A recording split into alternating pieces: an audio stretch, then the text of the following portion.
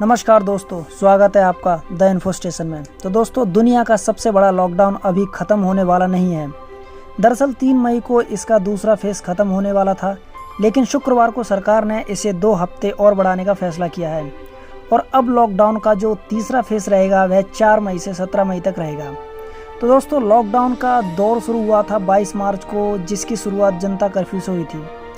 उसके बाद 25 मार्च से पहला फेज़ शुरू हुआ और 14 अप्रैल तक चला। उसके बाद दूसरा फेज़ 15 अप्रैल से 3 मई तक और अब 4 मई से 17 मई तक चलेगा ये तीसरा फेज़। वैसे तो यह तीसरा फेज़ कुछ बदलावों के साथ आया है, जिसमें सरकार ने कुछ छूट दी है, लेकिन जो बड़ी रेस्ट्रिक्शंस हैं वो पहले की तरह बरकरार रहेंगी। सरकार ने पूरे देश को अलग अलग जोन में बांट दिया है और ट्रेनें, उड़ानें, स्कूल, कॉलेज, शॉपिंग मॉल और सभी धार्मिक स्थल बंद रहेंगे, लेकिन अलग अलग जोन के हिसाब से उनमें छूट भी दी जाएगी। सबसे बड़ी इंटरेस्टिंग बात यह है कि दिन में लोग निकल सकेंगे, लेकिन जो ज़रूरी सेवाओं में नहीं है वो लोग शाम को 7 बजे से सुबह 7 बजे तक कोई भी एक्टिविटी नहीं कर सकते, कोई कहीं नहीं निकल सकता। तो हो सके तो शाम को 7 बजे से पहले ही घर आ जाएं, ये सबसे बेटर रहेगा। तो दोस्तों, बात कर लेते हैं जोन्स की। तो स्वास्थ्य मंत्रालय ने पूरे देश में लगभग 733 जिलों को लिस्ट 733 जिलों की लिस्ट जारी की है, जिसमें 130 जिले रेड जोन में हैं, 284 ऑरेंज में और 319 जिले ग्रीन जोन में हैं। और सरकार ने ये सब आदेश आपदा प्रबंधन कानून 2005 के तहत जारी किया है। वैसे पहले लगभग 4 दिन में कोरोना के मामले दोगुने हो रहे थे, लेकिन अब 11 दिन में मामले दोगुने हो रहे हैं। यानी जो पहले 14 दिन का रिकवरी रेट 13% था, अब 25% पहुंच चुका है, जो कि एक अच्छा इंडिकेशन है। यानी ऐसा लग रहा है कि लॉकडाउन से कुछ फ़ायदे हो रहे हैं। तो सरकार नहीं चाहेगी कि एक साथ ईज करके एक साथ लॉकडाउन छोड़ के जो पहले लॉकडाउन से जो फ़ायदे हुए हैं वो सारा लॉकडाउन जो है धरा का धरा रह जाए। तो जो भारत ने एक कामयाबी हासिल की है वो उसे खोना नहीं चाहती, इसीलिए धीरे धीरे लॉकडाउन में राहत मिल रही है। तो अब बात कर लेते हैं सरकार द्वारा निर्धारित जोनों की। तो क्या है रेड जोन में, क्या क्या रेस्ट्रिक्शंस रहेंगी, क्या क्या प्रतिबंध रहेगा। तो रेड जोन में रिक्शा, ऑटो, टैक्सी और ओला, उबर किसी को किसी भी तरह की इजाज़त नहीं है चलाने की। और यहाँ सैलून, स्पा, ब्यूटी पार्लर भी नहीं खुलेंगे और साथ ही साथ बस भी बिल्कुल नहीं चलेंगी। तो रेड जोन में किस किस चीज़ की अनुमति है। यहाँ जिन लोगों के पास अपने पर्सनल गाड़ी है, पर्सनल वाहन है, उनको कुछ सेवाओं में राहत दी गई है, लेकिन कार में ड्राइवर के अलावा 2 लोग ही बैठ सकते हैं और दुपहिया वाहन पर केवल चलाने वाला ही आ जा सकता है।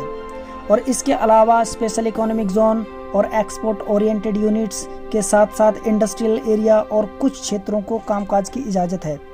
ज़रूरी सामान जैसे दवा, मेडिकल उपकरण और फार्मास्यूटिकल कंपनी के साथ साथ जो है IT हार्डवेयर को भी इजाज़त दी गई है, लेकिन लिमिटेड स्टाफ के साथ। और वहीं प्रिंट, इलेक्ट्रॉनिक मीडिया, IT सेवाएं, call centre, cold storage, warehouse के साथ साथ सुरक्षा गार्डों को भी काम करने की इजाज़त दी गई है। तो ये था ओवरऑल रेड जोन की क्या क्या रेस्ट्रिक्शंस हैं और क्या क्या सरकार ने राहत दी है। तो अब हम बात कर लेते हैं शहर में जो रेड जोन है उनमें सरकार ने किस चीज़ को प्रतिबंध किया और किस चीज़ में राहत दी है। तो शहरों में वहीं कंस्ट्रक्शन का काम होगा जहां लोकल मजदूरों की व्यवस्था हो। बाहर से कोई भी मजदूर लाना अलाउड नहीं है और वहीं मजदूरों की रहने की भी व्यवस्था है, तो वो कंस्ट्रक्शन का काम कर सकते हैं। और मॉल और बाज़ार बंद रहेंगे, लेकिन कॉलोनी, पॉश इलाके हैं और वो दुकानें जो दूर पर हैं उन्हें खोला जा सकता है। ई-कॉमर्स जैसे अमेज़ॉन, फ्लिपकार्ट, सिर्फ ज़रूरी सप्लाई करने की ही इजाज़त दी गई है अमेज़ॉन और फ्लिपकार्ट को। सभी निजी ऑफिस को खोलने की इजाज़त है, लेकिन 33% स्टाफ ही काम करेगा, बाकी स्टाफ वर्क फ्रॉम होम करेगा। और रक्षा, स्वास्थ्य, police, jail, home guard, civil defence, fire service, आपदा प्रबंधन, NIC, कस्टम, FCI, NCC और नगर निगम को पूरी तरह से छूट होगी अपने काम करने में।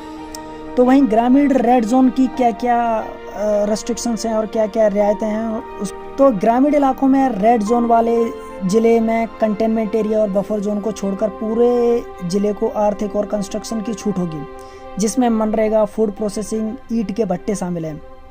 यहाँ सभी दुकान और मॉल खुलेंगे और खेती बाड़ी पर कोई रोक नहीं होगी।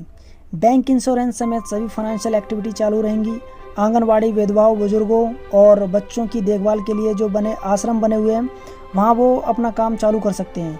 और गाँव में कैरियर और पोस्टल सेवा चालू रहेंगी। तो अब हम बात कर लेते हैं ऑरेंज जोन की। आखिर ऑरेंज जोन में किस तरह की राहत दी गई है। तो जो सभी ओला, उबर वाली टैक्सी जिन्हें रेड जोन में प्रतिबंधित किया था, उनको ऑरेंज जोन में थोड़ी छूट मिली है, पर वो सिर्फ एक ही सवारी को बिठा सकते हैं। और 2 पहिया वाहनों को पीछे सवारी बैठाने की अनुमति है, जो कि रेड जोन में नहीं थी।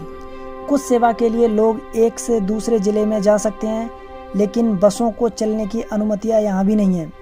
तो अब देख लेते हैं, अब नेक्स्ट पॉइंट पर आते हैं। हमारा जो ग्रीन जोन है उसमें क्या क्या रियायत दी गई हैं। तो जो ग्रीन जोन वाले इलाकों में जो नेशनल लेवल पर रेस्ट्रिक्शंस हैं वो ही रहेंगी और किसी तरह की कोई पाबंदी नहीं होगी। यहाँ हर तरह की फाइनेंशियल एक्टिविटी पर पूरी छूट होगी और यहाँ बस सिर्फ 50% सवारी ही ले जा सकती है, वो भी ग्रीन से ग्रीन जोन वाले ज़िले में ही आ जा सकती है। मॉल के साथ साथ सभी तरह की दुकानें खुलेंगी, ई कॉमर्स से सभी तरह की डिलीवरी होंगी। तो दोस्तों ये पूरा पर्याप्त विवरण जो कि शुक्रवार को सरकार ने जो है जारी किया था। तो आपको वीडियो कैसी लगी प्लीज़ कमेंट में हमें ज़रूर बताइए और वीडियो को शेयर करें, लाइक करें और चैनल को सब्सक्राइब करें। जय हिंद।